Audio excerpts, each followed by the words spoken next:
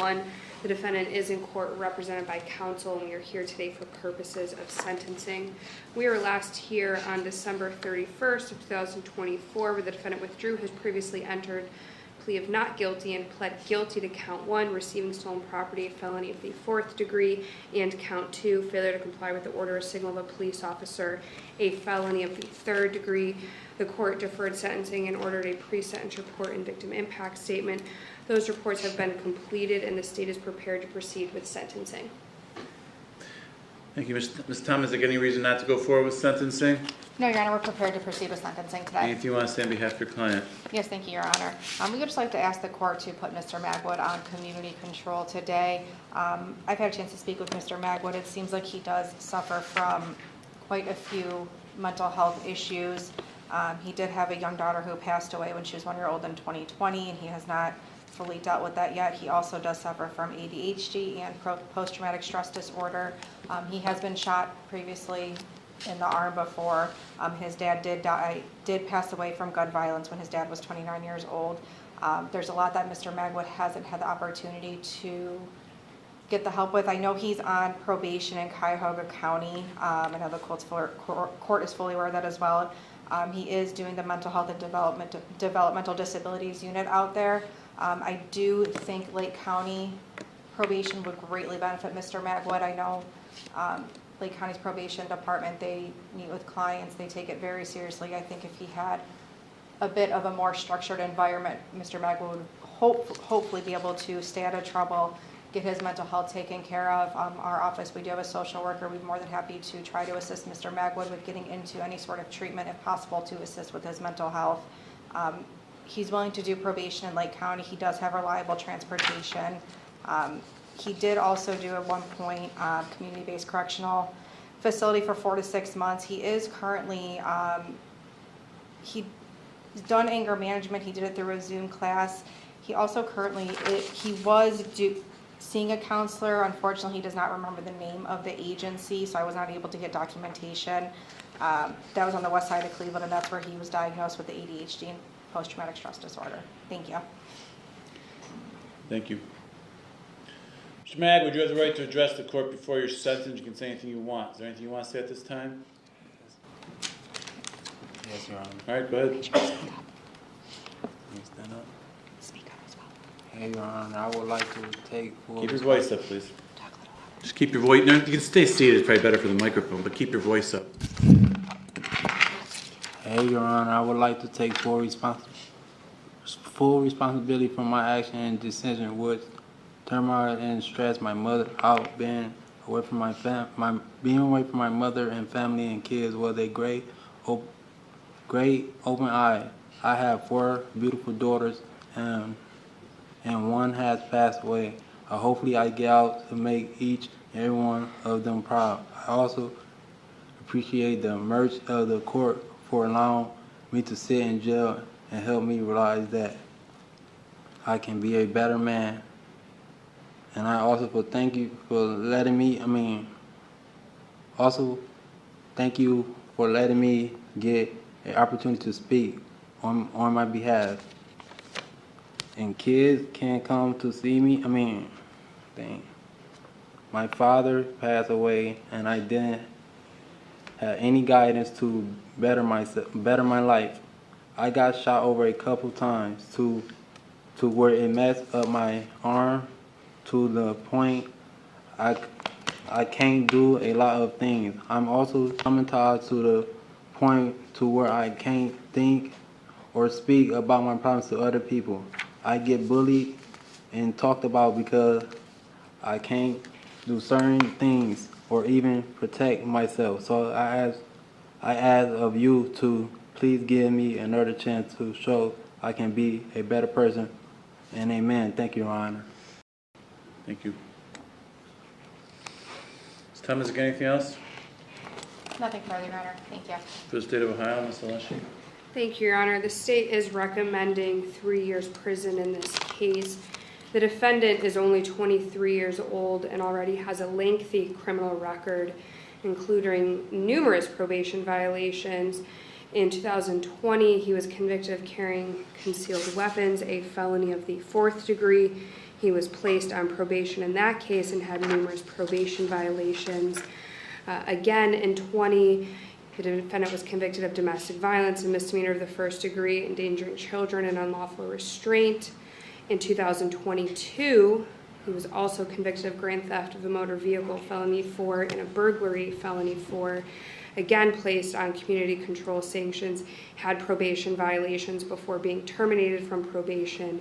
He was convicted in 2024 in Shaker Heights Municipal Court for a theft, M1, and unauthorized use of a motor vehicle, another M1, and was on probation to that court when he committed this offense. And then he was also on probation to the Cuyahoga County Court of Common Pleas for an assault F3, which he was convicted on June 17th.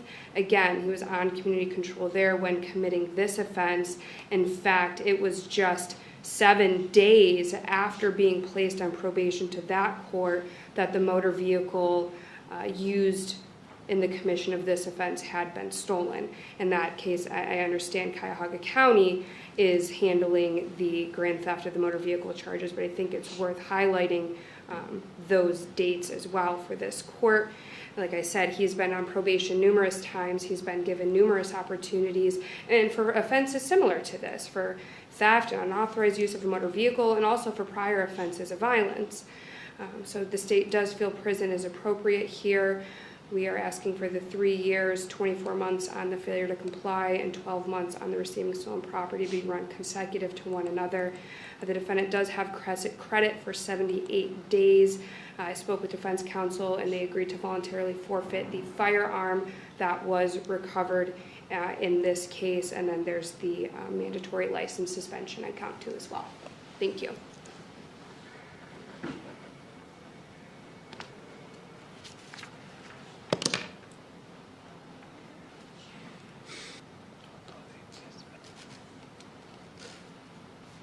This court reviewed the pre-sentence report and investigation, considered the facts and circumstances of the offenses involved here, the nature of these offenses.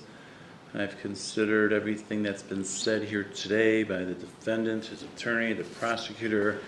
I previously received correspondence from the defendant, and I read that and taken that into consideration. All this is considered by the court in light of the purposes and principles of felony sentencing set forth in 29-29-11. Now, as for the factors in 29-29-12, the court will note the defendant was driving a stolen car at the time he committed the offense, which makes it more serious. Other factors the court is going to consider pursuant to 29-21-331, listed factors in there that make it more serious, deals with the driving and the flight itself. And in this case, once the defendant got on the freeway, he immediately reached speeds of 113 miles an hour in a posted 60-mile-an-hour zone, so almost twice the speed limit while he was on the freeway. He was weaving in and out of traffic. He committed multiple moving violations. At one point, the front tire of the vehicle fell off the car. He continued driving on 3 wheels at that point, which caused and created, I should say, significant safety concerns to others that were driving on the road with him. Once he exited the freeway, he's driving in the middle turn lane on Wilson Mills with 3 tires. These are all factors that indicate it's more serious. He also had a gun in the car at the time, which makes it more serious. Nothing makes it less serious. As for recidivism factors, the court, despite only being 23 years old, finds that he has a significant criminal history. I mean,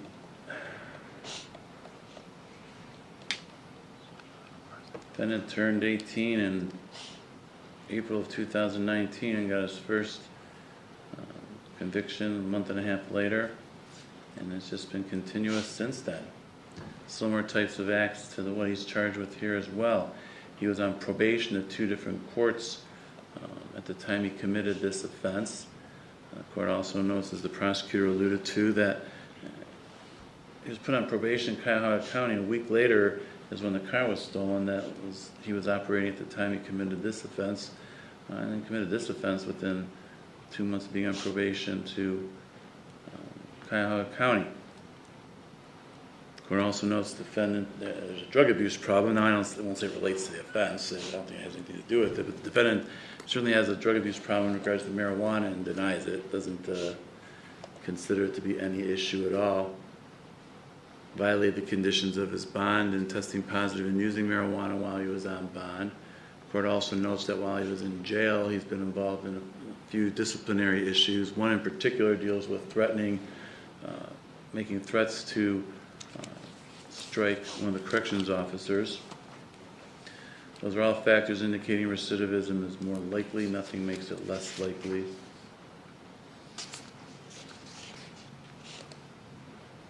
Count 2, in which the defendant pled guilty to, is a felony of the 3rd degree that carries no presumption one way or the other. The court also notes for the count 1 that the defendant did, again, commit this offense while he was on probation and community control sanctions to Cuyahoga County, as well as to a municipal court. It was a Shaker, I think, Shaker Heights Municipal Court. Yes, Your Honor. Those are factors that override any presumption for community control. And looking at this, it's just clear the defendant's not amenable to community control sanctions. Another factor I didn't even find for recidivism is that he's failed to comply in the past with previously imposed sanctions. He's been in probation. He's violated multiple times every time he's on probation. He's shown that he's not amenable to probation. Prison is consistent with the purposes and principles of sentencing. Therefore, it will be the sentence to this court that on count 1, defendant serve a term in prison of 12 months. On count 2, he serve a term in prison of 24 months. Those will be served consecutive by law for an overall prison term of 3 years in prison. He has credit for 78 days he's already served. The court further finds that his operation of this vehicle was done willfully and did create a substantial risk of serious physical harm to persons, which makes this an offense of violence and thus makes post-release control mandatory. I need to advise you upon your release from prison, you will be placed on post-release control for at least 1 year. Could be up to 3 years. If you violate any of the conditions of your post-release control, the parole authority can return you to prison. It's punishment for violating the rules for another 9 months, maximum being 50% of the term I just imposed. Any additional prison term imposed for violating post-release control is being imposed as part of the sentence at this time. Court disapproves the defendant's placement in a program of shock incarceration, intensive prison program, or transfer to transitional control.